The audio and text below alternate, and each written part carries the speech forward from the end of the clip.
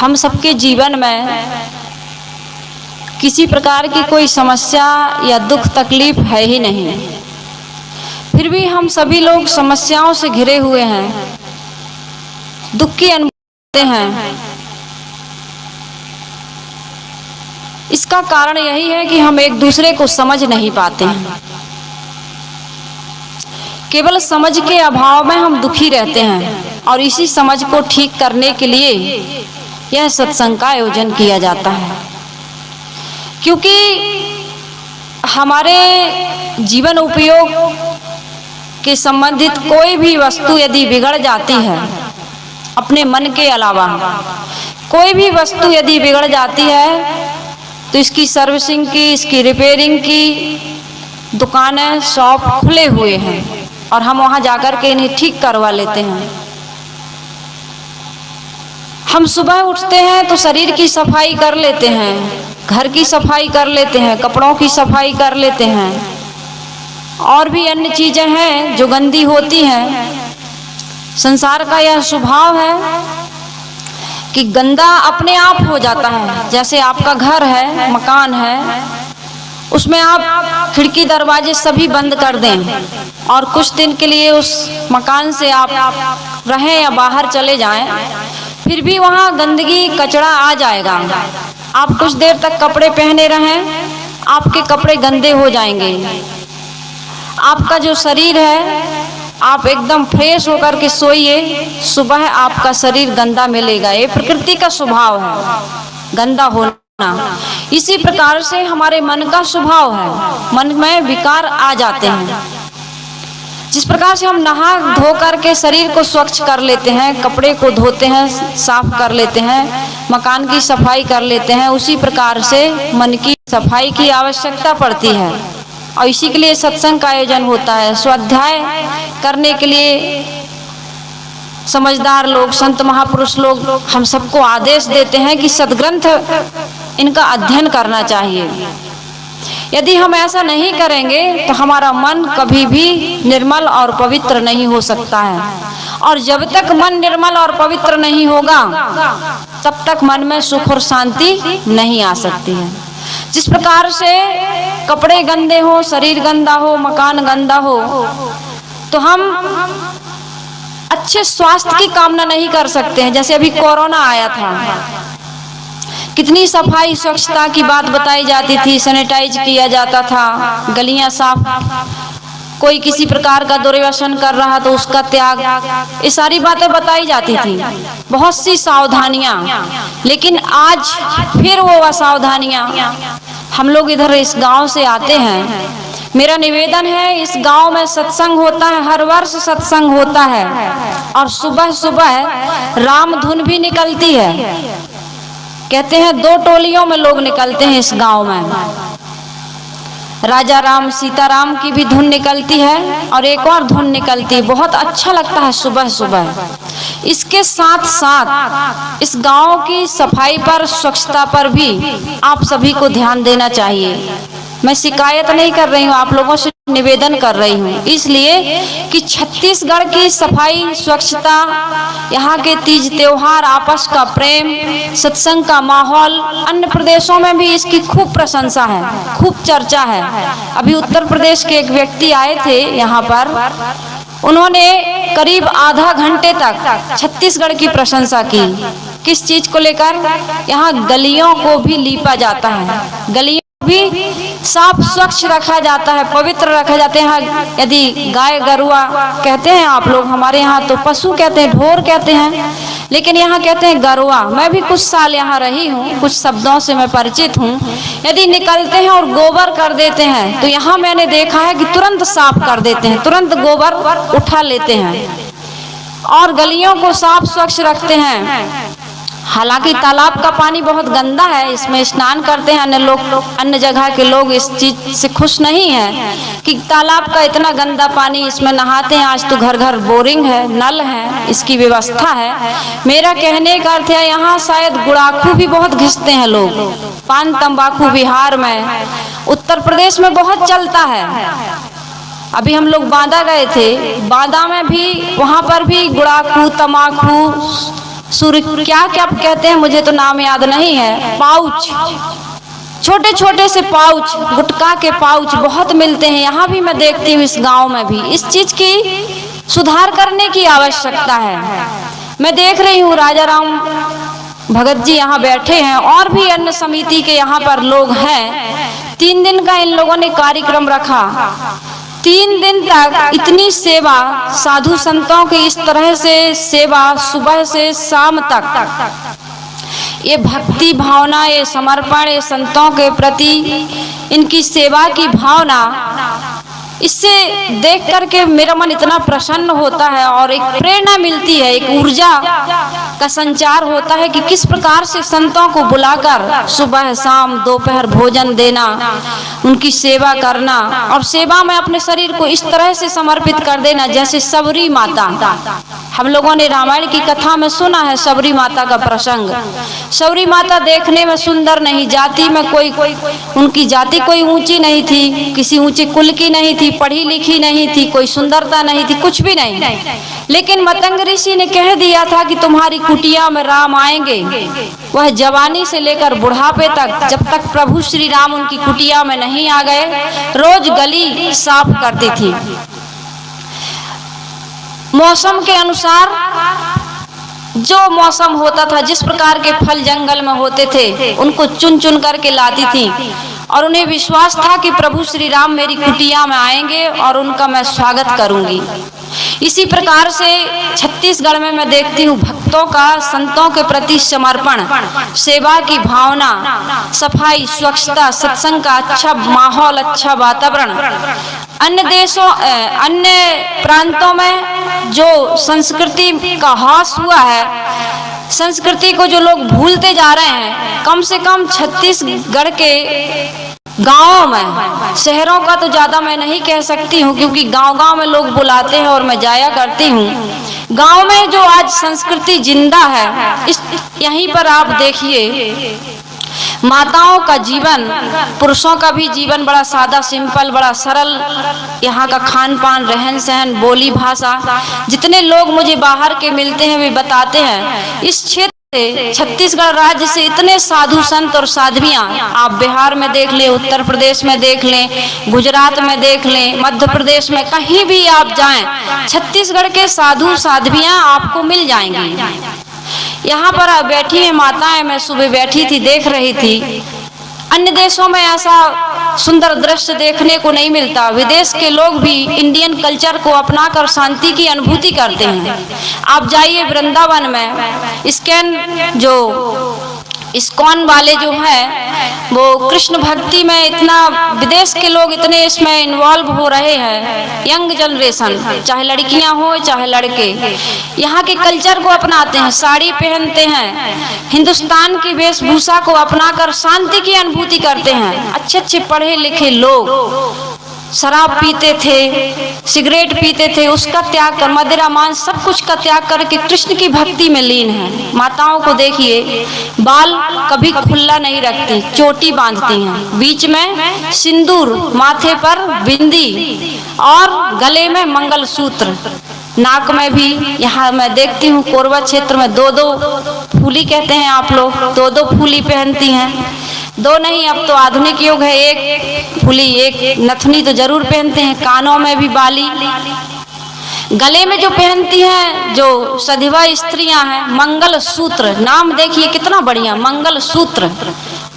ये भारतीय नारी की शोभा, गले में मंगल सूत्र, मंगल सूत्र अर्थात धागा, और हाथों में बाजूबंद, कलाई में चूड़ियां, पैर में पायल, पैर की उंगलियों में बिछियां, एड़ी में माहुर, सुंदर साड़ी, सिर पर पल्लू। यदि बच्चा है, माँ की, एक औरत की पूरी पूर्णता किस चीज में है, गृहस्थ धर्म में। यदि वह है गृहस्थ धर्म है तो गोद में बच्चा, सीने का दूध पिलाती हुई, हाथ पर सिर फेरती हुई, अपने पल्लू से बच्चे को ढके हुए एक महिला का चित्र ही देख लें आप तो आपका मन श्रद्धा से झुक जाता है।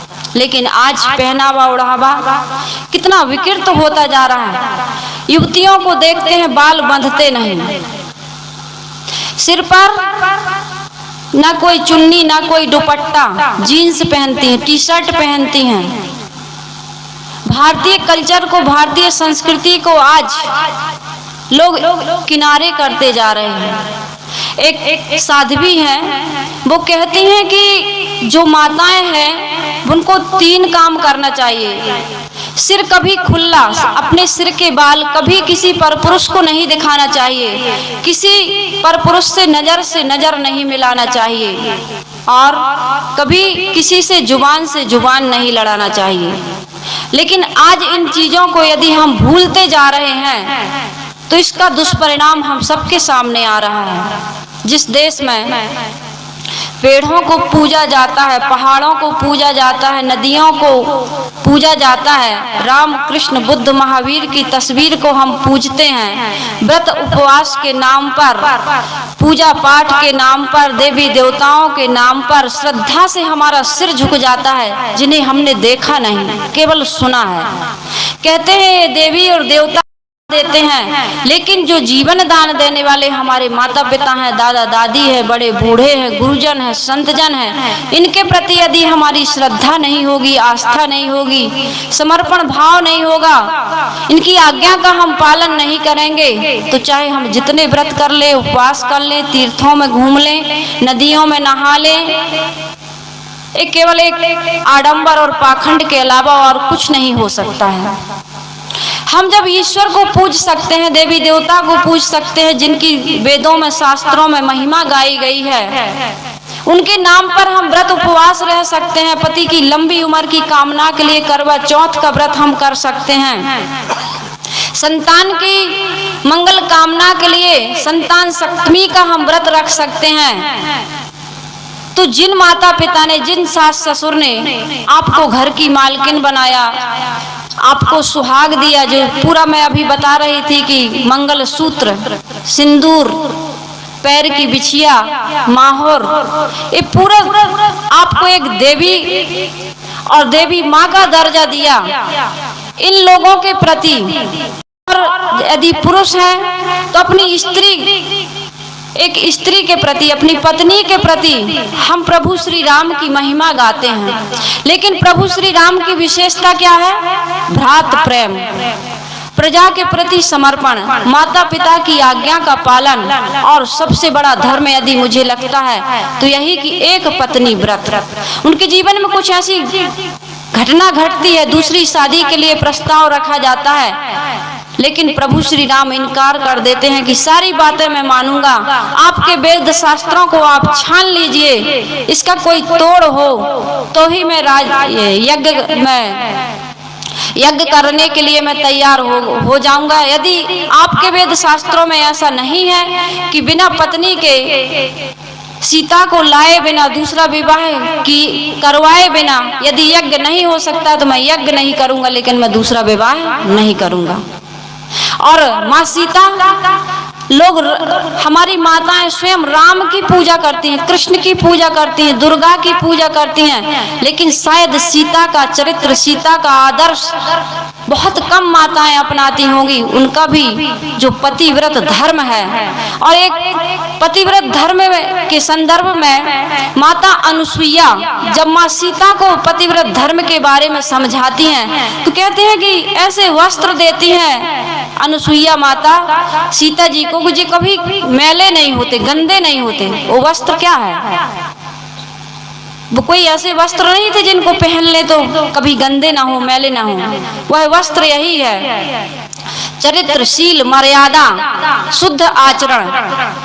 आप फटे मैले कपड़े में भी हो, आपके चेहरे में कोई सुंदरता ना हो, लेकिन चरित्र में सुंदरता है तो लोग आपका आदर करते हैं, आपका सम्मान करते हैं, आपकी पूजा करते हैं।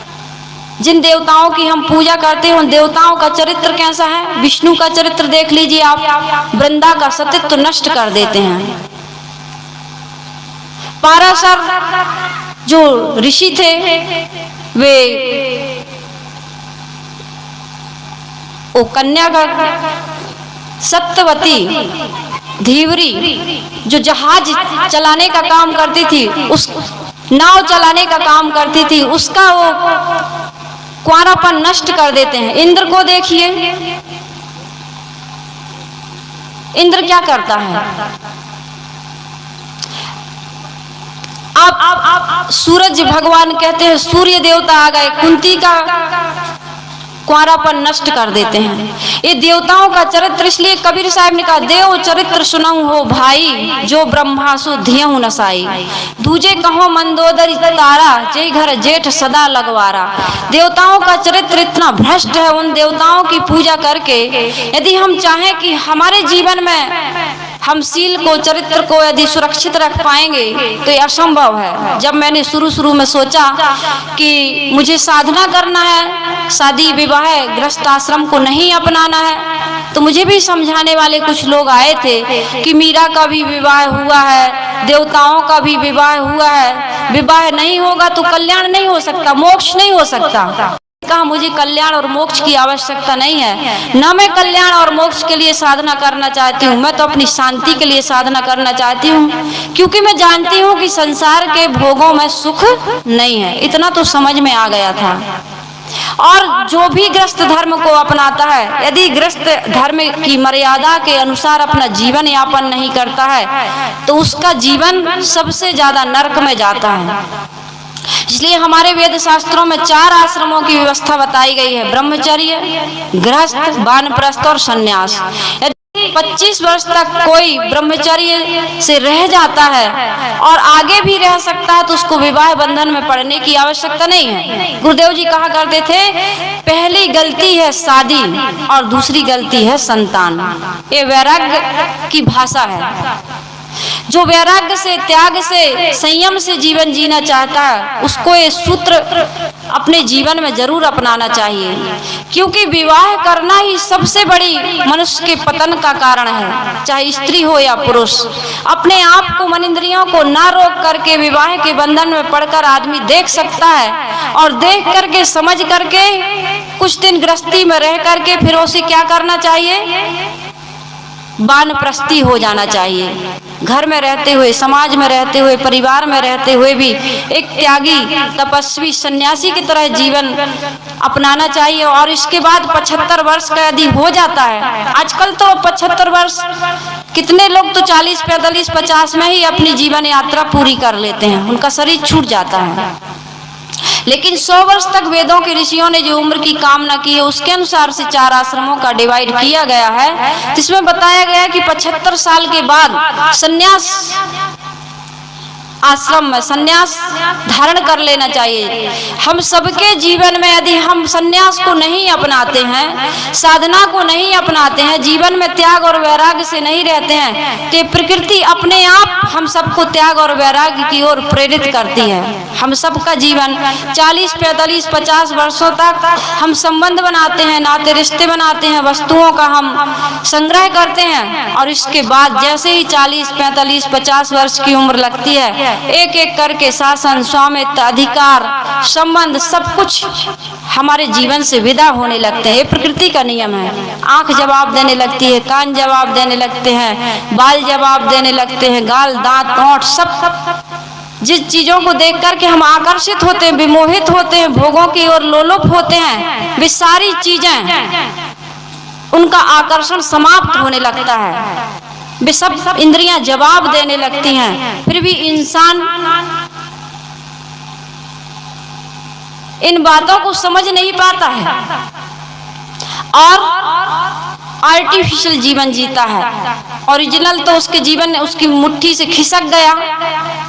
अब वो काले बाल करवाता है, चश्मा लगवाता है, बत्तीसी लगवाता है, कान में मशीन लगवाता है, और देखना और सुनना और भोगना चाहता है। चाहे जितना भी आप प्रयास कर ले, मन को संतोष मिलने वाला नहीं है। इसलिए साहेब ने बहुत सुंदर साखी कही है। साहेब ने कहा है, आए हैं सो जाएंगे राजा रंक फकीर, एक सिंहासन चढ़ चले एक बंधे जात जंजीर। जो भोगों का लोलुप होता है वो जंजीर में बंध कर जाता है, और जो भोगों का त्याग अपनी समझदारी से कर देता है वो स्वरूप स्थिति, आत्म स्थिति, परम शांति के सिंहासन पर आरूढ़ होकर के जाता है। एक होता है बच्चों का अपने हमारे जो बच्चे हैं या संत आश्रम में गुरुजन हैं, उनके भी शिष्य होते हैं। गृहस्थों में बच्चे होते हैं और आश्रम में शिष्य होते हैं। तो संतों को भी चाहिए कि अपनी स्वेच्छा से जीवन जीते जी कोई योग्य शिष्य को, कोई योग्य साध्वी को साध्वियों के आश्रम में पहले से ही चुनाव कर देना चाहिए। गुरु के रहते रहते किसी योग्य शिष्य का चुनाव करके उसको अपनी गद्दी सौंप देना चाहिए ताकि विवाद ना हो। एक घर के मुखिया को और आश्रम के मुखिया को करना चाहिए। इस पर से मैं आज पहली बार चर्चा कर रही हूँ। और घर के जो मुखिया हैं उनको रहते रहते योग्य जो अपनी बहू है या अपना बेटा है उसको घर की मलकियत सौंप देना चाहिए। अपने रहते रहते इस प्रकार से उसको सिखा देना चाहिए, इस प्रकार से उसको गद्दी का अधिकारी बना देना चाहिए, इस प्रकार से उस परिवार का मुखिया बना देना चाहिए ताकि जाने के बाद कोई विवाद ना हो। विवाद क्यों होता है? क्योंकि गुरु के रहते, मुखिया के रहते हुए तो एक मर्यादा होती है, लोग स्वीकार लेते हैं, उतना विवाद नहीं हो पाता है। लेकिन गुरु को भी मोह होता है कि गद्दी से उतरेंगे तो पता नहीं सेवा होगी कि नहीं। और घर के मुखिया को भी ये व्यामोह होता है कि पता नहीं बच्चों को सौंप देंगे तो मुझे पूछेंगे कि नहीं। धन से या पद से या अधिकार से आपकी कीमत नहीं है, आपके व्यवहार से, आपके निर्मल पवित्र आचरण से आपकी महिमा, आपकी पूजा प्रतिष्ठा होती है, पद से नहीं होती है। एक तो होता है छीन लेना और एक होता है स्वयं त्याग देना। तो कोई हमसे हमारा अधिकार छीने इससे पहले हमें त्याग देना चाहिए, तभी हमारी समझदारी है। मैं करना चाह रही थी कि सारी सुंदरता माताओं और बहनों को देख करके, इंडियन कल्चर को देख करके श्रद्धा से सबका सिर झुकता है। केवल भारत के लोगों का नहीं, विदेश में बैठे लोगों का भी श्रद्धा से सिर झुक जाता है। सारी चीजें अच्छी होते हुए भी, देवी देवताओं को पूजते हुए भी, पेड़ पहाड़ों को पूजते हुए भी, फिर हमारे जीवन में कौन सा ऐसा दोष, कौन सी ऐसी कमी रह जाती है कि हम आनंद की अनुभूति नहीं कर पाते, सुख और गौरव की अनुभूति नहीं कर पाते। कलह, अशांति और बेचैनी में हम जीवन जीते हैं क्योंकि हम अपने आप को नहीं समझ पा रहे हैं। हमारे पास कितनी बड़ी दौलत है, कितनी बड़ी संपत्ति है, हम ऐसे घर भरे पूरे परिवार में रहते हैं जहाँ पर पति पत्नी की सुरक्षा करता है, पत्नी पति की देखभाल करती है, बुढ़ापे के लिए बच्चे हैं, पूरा भरा पूरा परिवार है। साहिब की वह साखी मुझे याद आ जाती है, बिरहा दीनो खेत को बिरहा खेत ही खाए, तीन लोक संशय परी में काहे कहूँ समझाए। साहिब कहते हैं फसल की रक्षा करने के लिए एक बाड़ लगाई गई कि इससे बनेले पशुओं से सुरक्षा हो। लेकिन आश्चर्य है, सदगुरु कबीर साहब कहते हैं कि वह बाड़ ने ही फसल को खा लिया। माताओं बहनों प्यारे सज्जनों, ये जो परिवार है, जो समाज है, जो देश है, राष्ट्र है, हम सबकी सुरक्षा के लिए इन सबका समायोजन किया गया है। पति पत्नी विवाह के बंधन में बंधते, एक जन्म के लिए नहीं 7 जन्म के लिए बंधते हैं, लेकिन एक जन्म भी सुख से नहीं जी पाते हैं। बच्चे पैदा करते हैं, माता पिता स्वयं बच्चे पैदा करते हैं, उन्हीं से दुख पाते हैं। एक बहुत बड़ी समस्या है, जब बहू रहती है तो सास अच्छी नहीं लगती, लेकिन वही बहू जब सास बन जाती है तो फिर उसको बहू अच्छी नहीं लगती।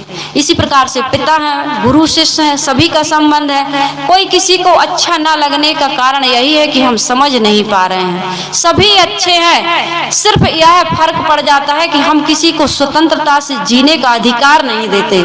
बहू सास को अपने ढंग से चलाना चाहती है और सास बहू को अपने ढंग से चलाना चाहती है। पिता पुत्र को अपने ढंग से चलाना चाहता है और पुत्र पिता को अपने ढंग से चलाना चाहता है। हमारे आश्रम में, कबीर आश्रम देवरी में एक माता आई, मैं बिल्कुल 1 मिनट में बात समाप्त करना चाहती हूँ। एक संदेश दे रही हूँ आप सबको, जीता जागता उदाहरण। एक माँ आई, माता जी आई, गुरुदेव कबीलास साहिब जी से दीक्षित हैं। उन्होंने एक बात गुरुदेव जी की जीवन में अपनाई, बहुत सारी अपनाई है, एक ही बात मैं बता रही हूँ कि मैं कभी सास नहीं बनी। उनकी 2 बहुएं हैं, कहती साहिब जी मैं कभी सास नहीं बनी। मैंने उन लोगों को बताया, जब देवरी आश्रम गई तो मैंने कहा कि ये माता जी हैं और कहती है मैं कभी सास नहीं बनी। वास्तव में उनका कैरेक्टर मैं कभी बताऊंगी आप लोगों को। सचमुच में उनके जीवन से देख करके लगता है, हम लोग उनके यहाँ कई बार गए हैं, वो सच में सास नहीं बनी, माँ ही है। आज भी जिस प्रकार से एक बेटी के लिए एक व्यवहार माँ करती है, उनकी बेटी नहीं है, 2 बहुएं हैं बस। तो मैंने चर्चा की, तो उस दिन उन्होंने एक बात और कही। उन्होंने कहा, साहिब जी, बहू को अपने सांचे में ढालने की आवश्यकता नहीं है, सास को बहू के सांचे में ढल जाना चाहिए। ये कितनी बड़ी बात। सास बहू के सांचे में ढलना नहीं चाहती और न बहू सास के ढांचे में। कोई किसी के सांचे में ढलने के लिए आज तैयार नहीं। इतना अहंकार। सत्संग सुनते हैं, रामायण पढ़ते हैं, भागवत गीता का पाठ करते हैं, लेकिन कोई किसी के सांचे में ढलने के लिए तैयार नहीं है। तो कैसे शांति की अनुभूति हो सकती है? एक दूसरे को आदर सम्मान देना ही हम नहीं चाहते। यही समस्या का कारण है। सत्संग सुनते हैं, संत गुरुजनों की वाणी सुनते हैं, सभी को स्वाध्याय करना चाहिए, आत्मचिंतन करना चाहिए। सुबह उठकर एक संकल्प लें कि मेरे जीवन से आज किसी भी व्यक्ति को कोई तकलीफ ना हो, इतना मैं आज व्रत ले रही हूँ और इसी के अनुसार जीवन जीऊंगी। और जैसे ही रात में बिस्तर पर जाए, चाहे स्त्री हो या पुरुष, सभी को अपने जीवन में एक बार झांक करके देख लेना चाहिए कि कहीं मैंने जो संकल्प लिया था उसमें किसी प्रकार की मिस्टेक तो नहीं हुई, कोई कमी, कोई त्रुटि तो नहीं हुई। यदि हो जाती है तो कल फिर ऐसा ही हम संकल्प लेकर दिन की शुरुआत करें।